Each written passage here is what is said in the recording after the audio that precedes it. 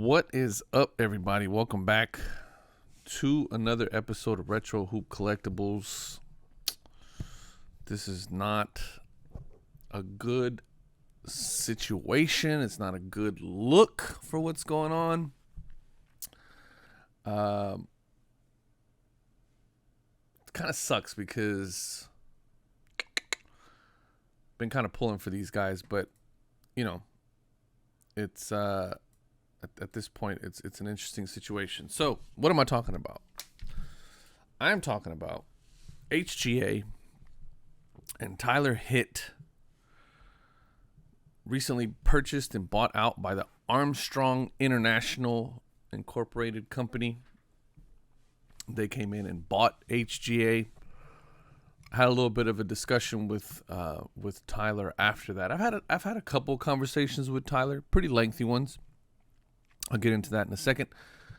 But the chief complaint here, right? Let's kind of get into that, right? The chief complaint here, as I was doing a little bit of research yesterday for Hobby Palooza, shout out to the boys over at Bench Clear Media. Had a blast doing that. As I was doing a little bit of research for that, not really research, but just kind of gathering my materials, jumped on Instagram, Marco Berry Cards. If you don't follow him, he's a damn good follow. Lameme James type of Instagram account. And he posted this. And he originally had posted it, and then I went back to, he originally posted it while I was doing the research, and then I was like, oh, this is interesting. Let me go back and look. And then I couldn't find it, but apparently Instagram had him take it down, and then he put it back up or something. So this is a lawsuit. Where is this? In Knoxville, Tennessee. Plaintiff Quentin B. Bourbon, Bienville, versus Hybrid Grading Approach LLC and Armstrong International Incorporated, doing business as Hybrid Grading Approach LLC. This is interesting. Beginning in and around April 2021, forward, the owner and CEO Tyler Hitt began commenting about certain employees that the plaintiff was interviewing and hiring in his customer service department, as well as certain employees that were being hired in other departments of HGA, specifically from, in, or around April 2021. So mind you, this is April 2021. So this was last year when HGA was like turning it up. They were ramping things up because they were super busy. The CEO, the owner and CEO, Tyler Hitt, began making derogatory comments about recently hired African-American employees and also lesbian, gay, and or bisexual or LGBT employees.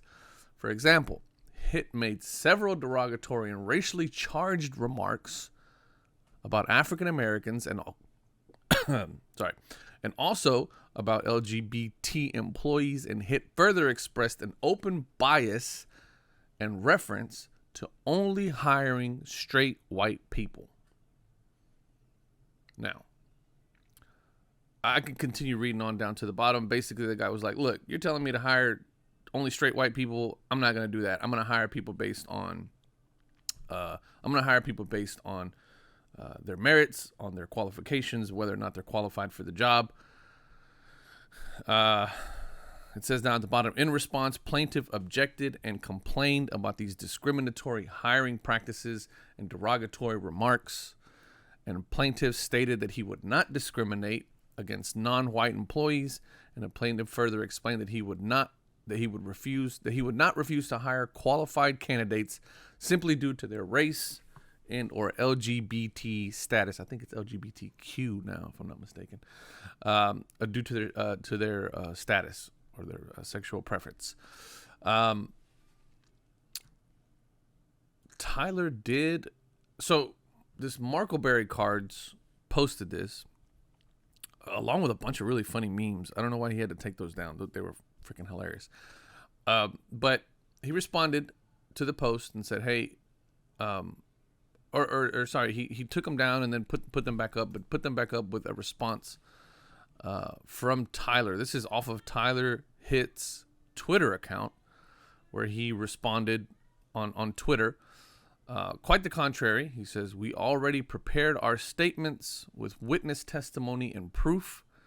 We provided over 800 texts between clients and some of his employees that were very defamatory towards certain ethnicities and sexual orientations. The EEOC has done a full investigation."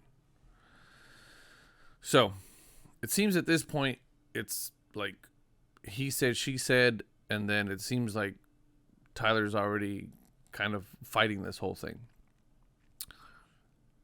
The timing of all of this is really interesting because obviously you guys know that Tyler was kind of pushed out of the company. And when I talked to him shortly after that happened, because I had talked to him before in the past, and he was already telling me that the company that had come in, that they had hired to help, was basically telling him to take a back seat.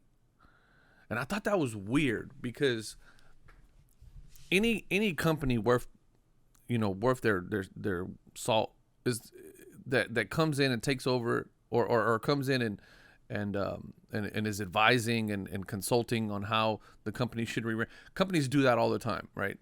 Small companies that all of a sudden find themselves with an abundance of work and need to expand quick and things like that.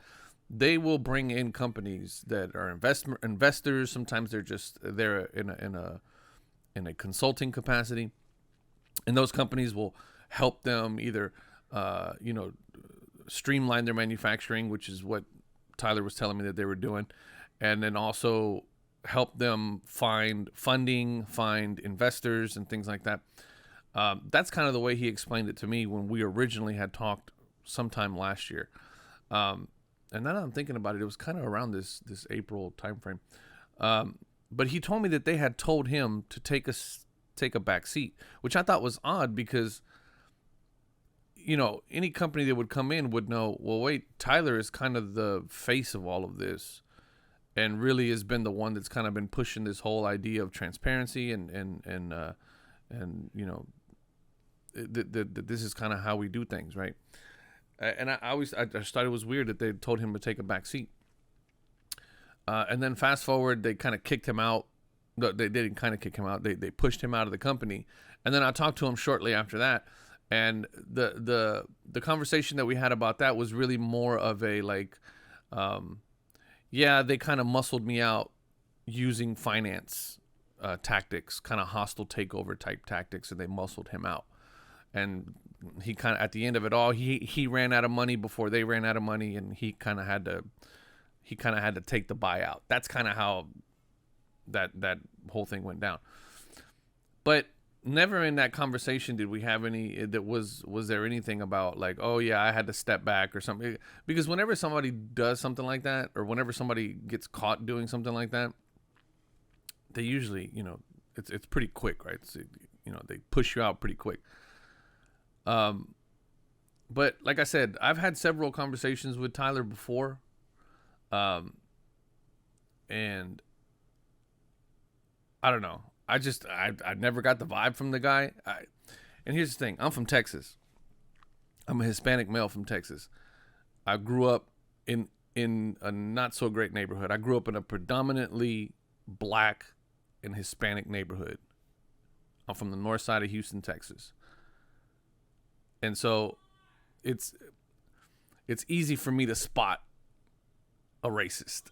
Racists are really easy to spot. We have a saying around here, you give somebody enough rope, eventually they're going to hang themselves. And I've had enough conversations with Tyler to where unless he's just really good at hiding it, they tend to make these little comments. Racist people tend to have these little, eventually they'll show you the racism. And if you're really good at it, like I've grown to be over the last 37 years of my life living in Texas as a Hispanic male, you'll find it. You'll see it. You'll pick up on it. And you'll kind of get it. You'll understand that like, oh, okay, that's how he is. But I just, in the 5 or 6 lengthy conversations that I've had with Tyler, I never picked up on that. But Not to say that the plaintiff isn't correct. Not to say that he's, he didn't experience a different tire than I did. I'm just telling y'all what my kind of thoughts on the guy. But, he said, hey, he's like he said in his comment, they'll have their day in court. He's already putting together his stuff.